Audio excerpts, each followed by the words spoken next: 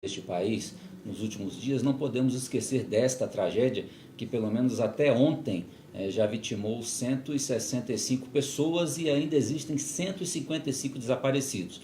E pelo andar da carruagem, pelo fato de já termos 18 dias do ocorrido, nós sabemos que desses desaparecidos praticamente é impossível alguém estar vivo neste momento, né? Então nós vamos ter aí com certeza uma tragédia muito maior do que a que já temos notícia. Agora, deputado, o senhor que está na investigação também dessa tragédia, o senhor participa de uma comissão especial criada aqui na Câmara dos Deputados, que é uma comissão externa que acompanha a apuração do que ocorreu ali em Brumadinho. Também o senhor faz parte de uma comissão que vai analisar também a legislação que vai regular toda essa questão das barragens no país. Como que o senhor vê essa questão da fiscalização desses locais, né, uma vez que nós temos, inclusive hoje saiu uma notícia na Reuters de que a Vale já tinha conhecimento, pelo menos desde 2017, já havia um relatório dizendo que a barragem B1, né, lá do córrego da Mina do Feijão, já tinha risco de se romper. Quer dizer, como que fica essa questão da fiscalização e também da punição, né, uma vez que as pessoas que tomaram conta, ou pelo menos tomaram conhecimento, melhor dizendo, desse relatório, assumiram o risco de que essa tragédia pudesse ocorrer, né, deputado? É lamentável, né, porque nós estamos falando de vidas, né, de sonhos de uma comunidade, que é a comunidade Córrego do Feijão, de muitos trabalhadores, né, porque, de fato, eu acho que é o maior crime cometido por uma empresa contra os seus trabalhadores, crime trabalhista, né, porque foram, sei lá, mais de 300 trabalhadores, né. Então, de fato, e o crime ambiental. Então, nós temos ali, de todas as barragens no mundo, acho que anteriormente, esta é na Itália, em 80 e pouco, com 200 mortes. Então, esta é o maior crime que ocorreu do ponto de vista humanitário, né, trabalhista e talvez ambiental, que já ocorreu envolvendo barragem de rejeitos, né, do ponto de vista da mineração. Isso poderia ter sido evitado, porque a partir de 2015, né, com a barragem de Mariana, com o rompimento da barragem de Mariana, várias proposições legislativas foram apresentadas. Eu mesmo apresentei a primeira proposição legislativa, portanto estou pedindo à Câmara dos Deputados, como ela tem a primeira iniciativa, que a partir desta proposição, que é o PL 3650 de 2015, a Câmara pudesse constituir uma comissão especial. Por que uma comissão especial?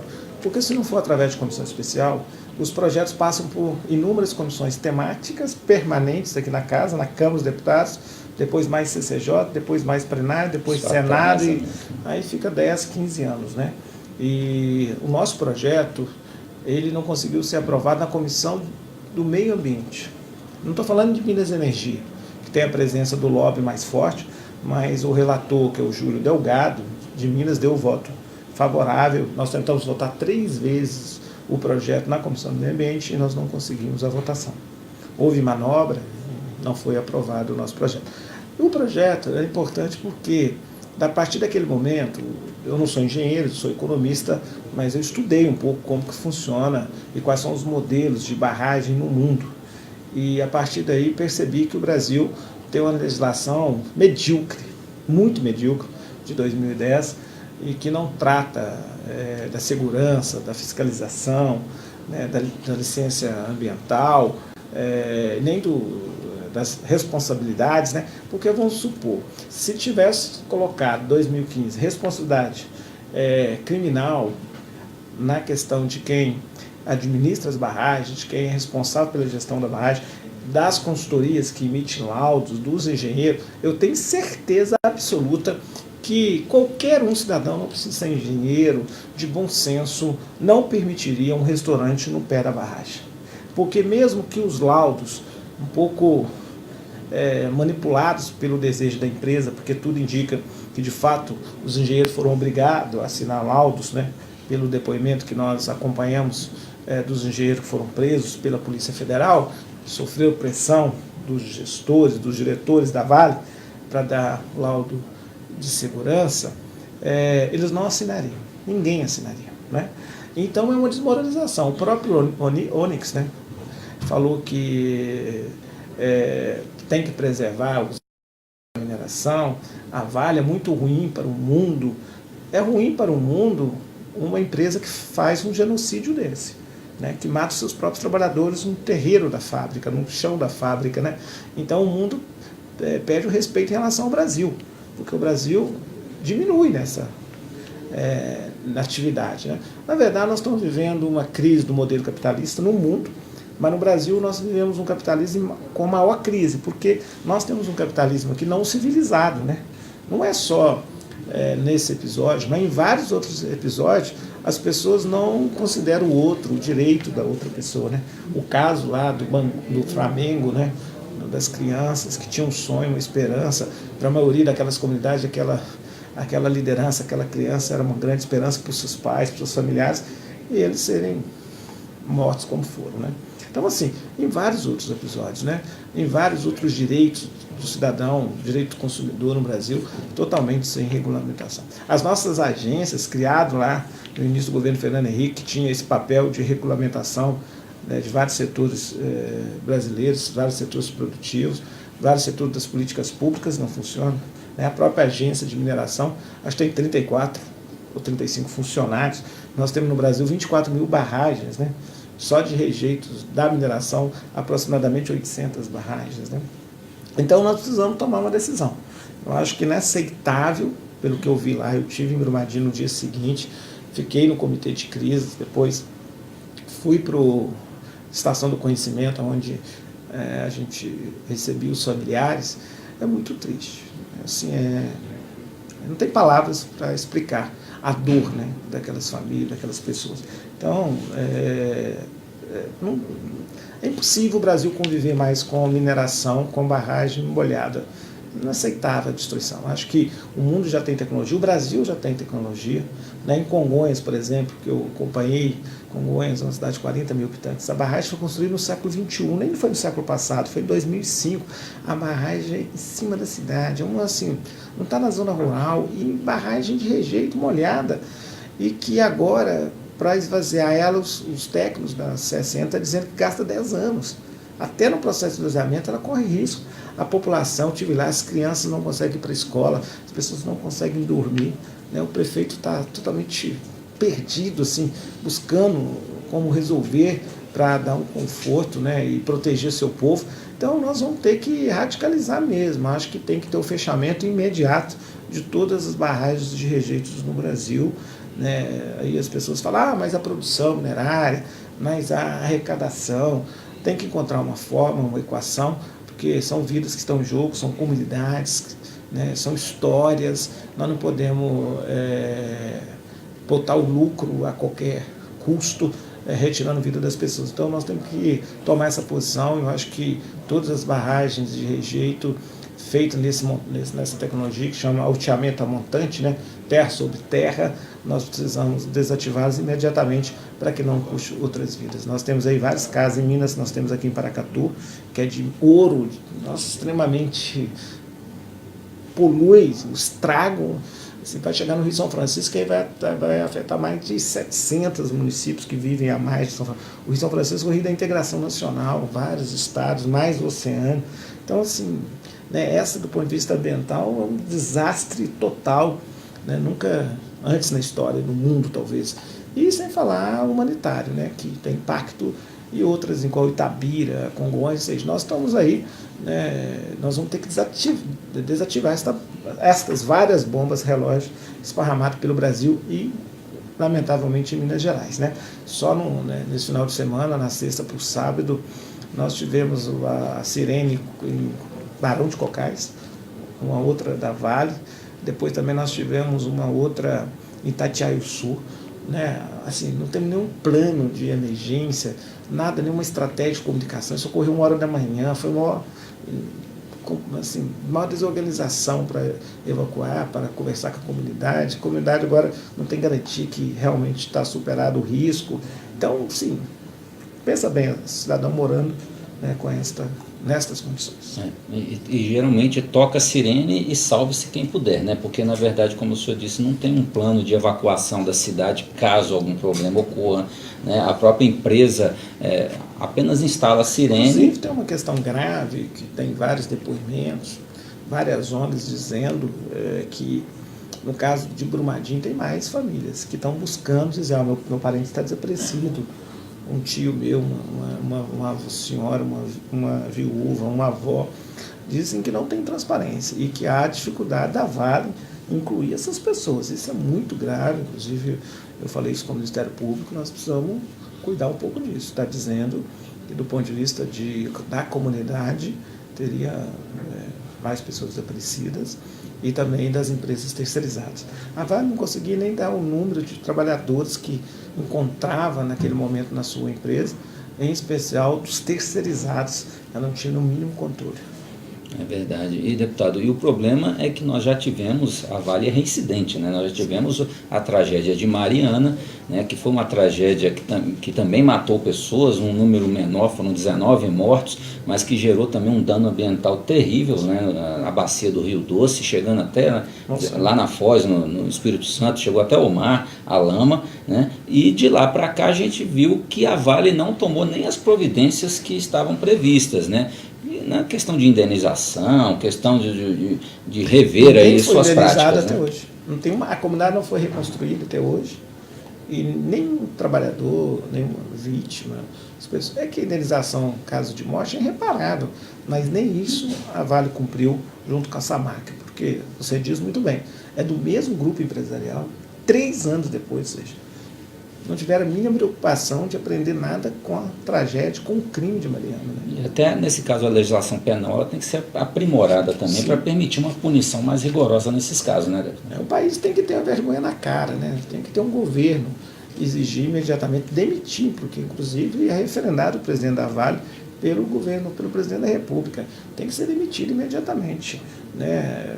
Talvez poderia estar preso, como foram presos os engenheiros, mas no mínimo eles tinham que ser demitidos para dar total isenção no processo de fiscalização. Agora, o senhor falou de fiscalização, eu lembrei que o próprio presidente Jair Bolsonaro disse durante a campanha, inclusive, enquanto ainda era candidato, que existia uma indústria das multas do IBAMA no país e que era preciso desarticular dessa indústria das multas, né? O IBAMA que é responsável justamente por apurar os crimes ambientais, né? E que no caso também apura também as questões de agressões que são feitas por empresas ou empreendimentos, no caso da mineração ou outros tipos de empreendimentos também que agridem a natureza. Como que o senhor vê essa questão? Que nós necessitamos de um fortalecimento da fiscalização que já é insuficiente e ao mesmo tempo a gente tem um presidente da República e um governo que diz que existe indústria de multa. Então, quer dizer, eles querem na verdade acabar com a fiscalização.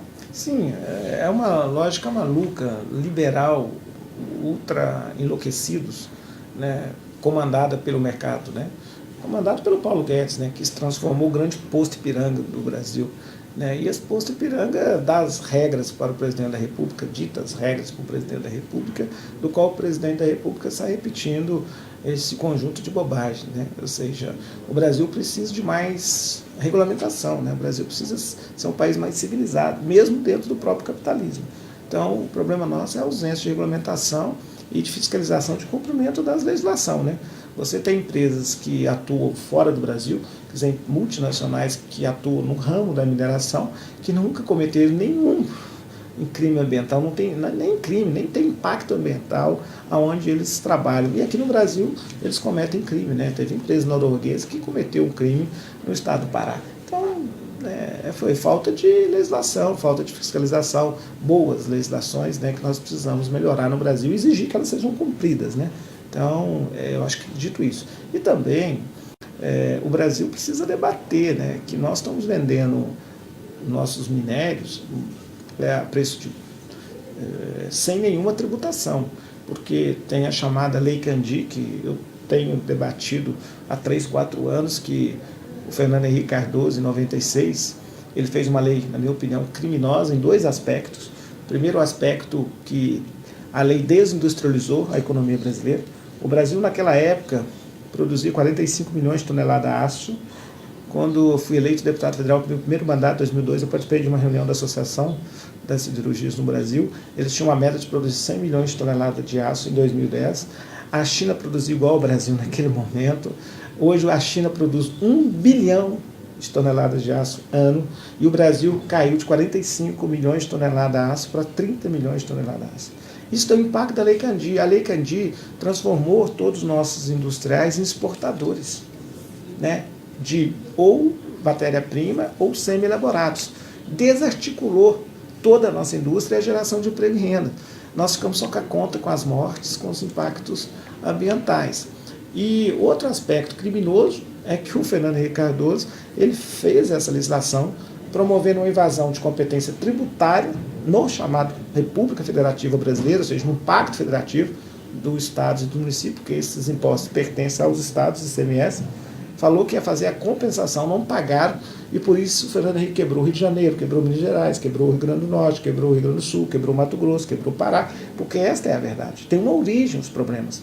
Os estados foram substituindo a perda de receita do setor exportador para o endividamento, então além de perder, igual o meu estado, 10 bilhões na exportação do seu setor primário, imagina Minas sem cobrar imposto de minério, proteína animal e proteína vegetal, ou seja, carne, soja, milho, café e minério. Não sobra nada. Se essa lei tivesse feito com Minas, o que fez com Minas, tivesse feito com São Paulo, ela não existiria, não duraria nem 2 anos. Não tem uma concepção de país, de república, de nação. Então nós temos que revogar, né? Coloquei isso agora na comissão externa, coloquei isso na comissão especial, que nós temos que revogar imediatamente e devolver a autonomia e a competência tributários aos entes federados. Então isso também é outro crime que foi cometido pelo nosso sociólogo Fernando Henrique Cardoso. E que permanece, né? Porque nós temos que fazer esse debate, os governos têm que ter coragem de assumir. Eu acho que a crise que nós estamos vendo no modelo econômico, o próprio Paulo Guedes falou que o problema da economia brasileira, a desindustrialização, é que tem muita proteção, salvaguardas nas relações internacionais. Aí eu pensei que ele estava brincando, né? Eu sempre achei que o Brasil precisava de uma política mais verticalizada, que pudesse proteger alguns setores mais fracos, frágeis nas relações internacionais, né? Além de não fazer essa proteção, tira os impostos do setor primário, faz o produto brasileiro ficar mais caro. Agora ele atacou até milhões e milhões de coitados que trabalham na agricultura familiar, que é o homem do campo, né? O produtor de leite, tirando essa salvaguarda na importação de leite no país. Gente, é um absurdo. Então, assim, eu não sei onde nós vamos chegar, não. Ou seja, uma total destruição numa lógica de mercado, de liberalismo ultradireito, conduzida aí pelo Bolsonaro e pelo ministro Paulo Guedes. O interessante, deputado, é que justamente a Lei Candir, ela isenta essas empresas que exportam matéria-prima do ICMS, né, as empresas faturam cada vez mais e não... A Vale faturou 20 bilhões em 2018. E isso não se reverte, eu não digo nem em benefícios à população, mas isso nem se reverte em termos de uma melhor estrutura, por exemplo, no caso das barragens, justamente para se evitar esse tipo de tragédia, ou seja, a empresa realmente lucrou muito mais com essa isenção de ICMS, impostos que poderiam ir para os estados, né? Aplicar em saúde, educação, segurança pública, né? Mas ao mesmo tempo a população ficou... Os estados e os municípios perderam, nos 23 anos da Lei Candir, 1 trilhão de arrecadação. 800 bilhões, 750 bilhões dos estados, 250 bilhões dos municípios. 1 trilhão de reais. Enquanto isso, a Vale... E não engana, pessoal, esse dinheiro para no bolso do exportador, do empresário. Todas essas desonerações, porque nós estamos discutindo agora a reforma previdenciária, por exemplo, nós não vamos atacar a sonegação. Pelo contrário, o corregedor da Receita Federal diz que desmontaram a fiscalização em relação aos grandes sonegadores. E, por outro lado, todo mundo sabe que tem quase trilhões de sonegação na chamada Seguridade Social dos impostos que compõem a Previdência Pública no Brasil. E, por outro lado, eles querem tirar 1 trilhão da economia, né, dos mais pobres, né, tirar o recurso que vai circular no mercado interno do país. Então, eu tenho, assim, sinceramente, uma preocupação muito grande do Brasil estar dando passos mais largos para a convulsão social. O que se chama de convulsão social? Um país que tem agora 30 milhões de brasileiros e brasileiras sem renda, desocupados, 65 milhões de brasileiros, aproximadamente, no SPC, sem direito a crédito, sem o exercício prêmio do consumo, da cidadania. E tem mais 40%, quase 40%, menos um pouco, mas quase 40% de jovens que nem estudam e nem trabalham. Então, dá aí mais uns 20 milhões. É impossível você discutir qualquer político do ponto de vista macroeconômico, de economia, que garante ao mundo uma segurança macroeconômica com tamanha insegurança social. Não há segurança macroeconômica se não tem uma segurança social para o seu povo. Isto levará o Brasil a grandes conflitos sociais, grandes manifestações, não sei, espero que não, vamos trabalhar para evitar, será daqui 1 ano, 2 anos, 3 anos, mas esses dados são assustadores e não tem no horizonte desse governo, pelo menos até agora, nada, porque transformaram a reforma da Previdência no Poço Ipiranga, na panaceia que resolve tudo, como a terceirização ia resolver todos os desempregos no Brasil, como a reforma trabalhista ia resolver todos a questão dos desempregados no Brasil e não resolveu. Então caminha aí para mais uma ilusão, que é um desmonte dos direitos, né, e das liberdades e garantias individuais consagradas como direito sagrado à aposentadoria. Eu acho que com mais essa falta de crescimento econômico e concentração de renda da União em relação aos entes federados, em especial falta de coragem de revogar a Lei Candir ou de compensar a Lei Candir, levará também aos estados e municípios a entrar num colapso de serviços públicos. E eu posso dizer, meu estado, manifestei publicamente, alguns prefeitos vão começar a aula 40 dias após o início do ano letivo. 11 de março. 11 de março. Imagine o que as crianças têm a ver com esta crise federativa. Né? É o elo mais fraco, é o que nós temos que proteger. Nenhuma nação será desenvolvida se a gente não radicalizar na presença das crianças nas escolas. E eles estão adiando 40 dias para iniciar as aulas, porque não tem repasse disso, repasse do governador, do ex-governador, do atual governador, mas, ou seja, não é assim que nós vamos resolver os problemas do país. Né? Ou seja, de uma maneira ou outra, está desorganizando os serviços públicos. Então, tem uma preocupação se a gente não repensar esse pacto federativo, como nós vamos redistribuir os recursos da União, porque na campanha era assim, menos Brasília, mais Brasil, né? E agora é só Brasília, né? E pautas só para o mercado financeiro, Brasília só para o mercado financeiro. Então, a gente não enfrentar esse problema, nós corremos um risco aí, além da convulsão social, ter um colapso na ponta dos serviços públicos do Brasil. Agora, deputado, o senhor citou aí a questão da reforma da Previdência, que também é uma grande preocupação dos brasileiros, uma vez que esta é uma reforma que o Paulo Guedes quer implementar, né, é uma reforma importada aí, do Chile, que já foi implementada no Chile durante a ditadura de Augusto Pinochet, e que o Chile agora, depois de todo esse período, eles querem, inclusive, voltar atrás, eles querem rever muitos pontos da aposentadoria lá, que é esse modelo de capitalização, ou seja, cada brasileiro vai ter a sua continha, ele vai depositar na continha para lá no final do período trabalhado, né, que a gente ainda não sabe se vai ser 40 anos de serviço para poder ter direito à aposentadoria integral, que na verdade é o teto do INSS, que é menor do que o último salário que a pessoa recebeu, que todo mundo sabe que ninguém recebe a aposentadoria de acordo com o último salário, é sempre a média ali, né? Mas até isso vai ser mais baixo. E essa conta da capitalização que foi feita lá no Chile, né, toda essa correção que foi feita ao longo dos anos fez com que hoje o Chile tenha mais de 60% dos seus aposentados ganhando aí cerca de meio salário mínimo. Aí a gente fica vendo, se o nosso salário mínimo não chega a R$1.000, é R$998, imagine daqui a 30, 40 anos nós termos aí dezenas de milhões de aposentados ganhando metade do salário mínimo. Olha, eu sou até formado em economia, eu sou radicalmente contra o modelo de capitalização. Se o Brasil fizer essa opção, colocará daqui 20 anos, eu acho que 80% dos seus trabalhadores fora do direito sagrado à aposentadoria, ou com uma renda menor do que um salário mínimo, no mínimo. Por quê? Porque 80% dos trabalhadores brasileiros ganham menos de 2 salários mínimos.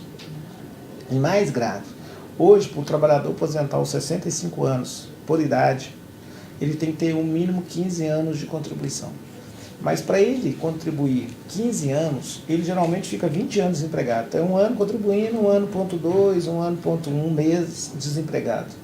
O que isso eu quero dizer com isso? Que, na verdade, quem vai depositar o dinheiro para esse trabalhador no seu período de desemprego? Então, é por isso que quando soma, faz o cálculo da sua aposentadoria, cada um sendo uma conta, dá menor do que um salário mínimo. Então, isso é um crime. O mundo civilizado, o mundo capitalista civilizado, discutem transferir renda mínima, recursos para as pessoas no dia que o cidadão nasce, para cada CPF. Nós estamos caminhando para um capitalismo tão selvagem que nós queremos tomar a renda do cidadão na velhice, quase na morte, que é diferente, porque a aposentadoria é um direito sagrado do trabalhador, de curtir, de gozar a sua aposentadoria. E, nesse caso, eles trabalham na contramão total. E por que o cidadão precisa ter renda? Porque é assim que cresce a economia. Sem colocar renda na mão dos mais pobres, dos 80% dos trabalhadores que ganham 2 salários mínimos, a economia não vai retomar o crescimento. O ato que mostra que esse governo é voltado só para o mercado financeiro e para os mais ricos foi o ato de tirar R$8 do salário mínimo. Se o presidente da República tivesse compromisso de retomar o desenvolvimento, o crescimento do mercado interno, da economia, da arrecadação, melhorar os entes federados, ele teria que ter aumentado mais R$10 no mínimo do salário mínimo, como nós fizemos durante 15 anos aqui, governando o Brasil. O PT estabeleceu uma política automática de ganhos reais no salário mínimo, nos salários mais pobres, que era a riqueza do país, o crescimento do PIB, mais correção da inflação. Sem essa política, é impossível o Brasil retomar. O que nós vamos assistir é cada vez mais uma desvalorização do poder real de compra dos trabalhadores. E as pessoas já percebem isso. Eu ando por estado de Minas Gerais, pelo Brasil. Minas tem 853 cidades. Estive agora em Pedro Dourado, em várias cidades ali na vertente de Caparaó. As pessoas perguntam: cadê o dinheiro? Sumiu o dinheiro, não tem mais dinheiro no mercado, não tem mais dinheiro em circulação. Porque está tudo no sistema financeiro. Porque um banco ganhou 26 bilhões de reais. Alguém deve estar em casa: no PT ganhou também. Mas todo mundo ganhou. Ganhou todos os setores produtivos do país. Ganhou o trabalhador, ganhou todos os setores. Ganhou a agricultura familiar, o agronegócio, todos os setores. Agora, há 5 anos, só ganha o sistema financeiro. Então, ou seja, ou nós vamos enfrentar esse modelo, ou então o país entra na convulsão social, lamentavelmente. Agora, é um modelo que, vamos dizer assim, não é nem muito inteligente, né, deputado? Lógico. Porque a partir do momento que você É uma joga... burrice econômica. Coloca milhões, dezenas de milhões na miséria absoluta, isso vai gerar lá na frente uma própria pressão sobre os cofres públicos, porque muitas dessas pessoas, até para poderem sobreviver, vão ter que ter um mínimo de ajuda do próprio Estado, né? Ou senão o Estado vai deixar as pessoas morrerem de fome. Agora, né? ela faz uma política de recuo estratégico, onde ela fez uma expansão internacional do mercado externo, mas ela retirou 300 milhões de chineses abaixo da linha da miséria, mas ela tem 500 milhões, então ela percebeu que mais interessante para o seu país, projeto estratégico, é agora olhar mais para dentro do país e recolocar, né, não é recolocar, colocar pela primeira vez esses 500 milhões no exercício da cidadania, nos direitos universais, nas políticas básicas, porque com isso é muito mais promissor do que ela continuar uma expansão internacional. Então, ou seja, o país, o Brasil, deixa o seu povo à margem, né? Ou seja, fora do mercado de consumo, fora desta política. E para garantir isso tem que ter uma nova política que o Estado tenha algum papel indutor, estratégico na retomada do crescimento. Ou seja, sem o Estado desenhar um plano estratégico de obras públicas, é impossível retomar a geração de emprego imediato. Só um conjunto de obras públicas pode tirar o Brasil do desemprego e reativar o setor privado. Porque a lógica que é o setor privado que puxa o setor público é uma conversa para boi dormir. Primeiro o setor público que reativa a economia e aí, por consequência, puxa o setor privado. Depois o setor privado, evidente. Não falta dinheiro, não falta investimento, né? Assim, basta ter mercado. Basta ter demanda. A oferta imediatamente vai surgir com o mercado, com o setor privado. Então, essa primeira, eu acho, não tem nada no horizonte. Pelo contrário, semana passada cancelaram todos os convênios do Minha Casa Minha Vida, que sobraram do governo Temer, já tinha perseguido o programa. Um programa que atende um setor tão importante, né, que é o direito sagrado à moradia, né, que emprega muito, intensivo de mão de obra, com materiais extremamente nacionais, né? Não precisa importar, né? O Brasil produz materiais para fazer casas populares, ou seja, essas são as obras que estou citando, mas várias outras obras, financiamento de jovens nas universidades, um conjunto de políticas podem ser colocadas, né? Infraestrutura, porto, aeroporto, muita coisa importante que o Brasil precisa. Infraestrutura nas cidades estão feias, abandonadas, sem infraestrutura, sem condição de reação. E você tem aí, podia somar isso, evidente, um conjunto de política de valorização do salário mínimo, né? Ou seja, retomar essa transferência de renda. O Brasil nunca concentrou tanta riqueza. De acordo com uma ONG internacional, 4 brasileiros ganhou riqueza de 100 milhões de brasileiros em 2017. Então, esses dados são assustadores, né? Sem ser tributado, porque vamos dizer bem, nosso sistema tributário só tributa trabalhador que tem contra-cheque, carteira de trabalho assinada, que tem padaria, que tem supermercado, que tem fazenda, que produz uma coisa. Os ricos mesmo não pagam imposto. Não só no Brasil, no mundo inteiro. Os ricos e os super ricos cada vez não pagam mais impostos. Não pagam na distribuição de lucros, dividendos, remessa de recursos para fora do país, transferência de patrimônio, fortunas e várias outras propriedades que os ricos não pagam impostos. Então, esse país é insustentável, né? Nós todos pagamos o mesmo valor de imposto de renda marginal do que nós ganhamos. Isso é uma vergonha, né? Um diretor do Banco Bradesco, que nos 6 primeiros meses de 2018 já tinha ganhado 18,8 bilhões do Banco Bradesco, o seu executivo tinha ganhado uma bonificação lá de 56 milhões de reais, e esse executivo estava pagando imposto igual o senhor. 27,5. Pois é, essas são as injustiças que existem no nosso país, infelizmente, e que a gente vê pelas propostas do atual governo que não estão nem de longe, vamos dizer assim, passíveis de serem suspensas, esse tipo de política, né? Agora, deputado, em relação à resistência a esse tipo de política, a esse tipo de retrocessos sociais que nós estamos tendo, né, por conta deste governo, como que a gente pode organizar a resistência justamente para enfrentar esse tipo de modelo que a gente não pode chamar nem mais de neoliberal, é um modelo ultraliberal, né, porque ultrapassou todos os limites, né, é o liberalismo sem filtro nenhum, né? Como que a gente pode, enquanto sociedade, nos contrapor a este projeto para nós termos um outro modelo aí na frente que seja realmente mais inclusivo e mais justo? Momentaneamente, nós não temos um cenário político conjuntural favorável a um debate que tem no capitalismo outros valores, valores comunitários, valores da solidariedade humana, do cooperativismo, da ajuda mútua, são princípios fundamentais para salvar o capitalismo. Porque o que aconteceu no Brasil também está acontecendo no mundo. A essência de todos os problemas que nós estamos vivendo é a crise do capitalismo. O capitalismo está numa crise profunda. E no primeiro momento, o cidadão reagiu aumentando a sua individualidade, seu egoísmo, achando que tem saída individualizada e não saídas coletivas. E a partir daí surgiram os políticos, tanto de ultradireita quanto de ultra-esquerda. Diga de passagem, são muito próximos, né, do ponto de vista do perfil. Esses políticos usaram uma estratégia, tanto o Obama quanto o Trump. A estratégia, poderia dizer até uma dura, sei que meu partido não gosta muito, mas é a estratégia de você falar de todos os males, fazer só o diagnóstico, que todo mundo já sabe. E ao mesmo tempo a estratégia de desacreditar qualquer saída, como se tivesse o fim da história, não tivesse saída. Então qualquer ideia que você apresenta, as pessoas, esses candidatos, Trump, Bolsonaro, desacreditaram. Então, por isso, todos eles foram eleitos sem nenhuma proposta para salvar, para recuperar os seus países. E aí nós estamos nessa situação. Então, nós precisamos ter uma capacidade de ressignificar a nossa ação política. Né? Nós, enquanto partido, o Partido Trabalhador que governou o Brasil, precisa dialogar melhor com a sociedade e transmitir uma mensagem com maior clareza, em especial naquilo que é a maior preocupação do povo brasileiro, que é no campo econômico. Como que nós vamos fazer um novo modelo econômico que pare de pé, sustentável, com início, meio e fim, e que sinaliza um país mais justo, um país mais democrático, um país com maior igualdade. Eu acho que esse é o desafio. Isto depende de várias posturas, gestos, posturas, né, e propostas. Então, acredito que esse é o caminho. E continuar fazendo a luta, né, resistindo até fazer essa travessia.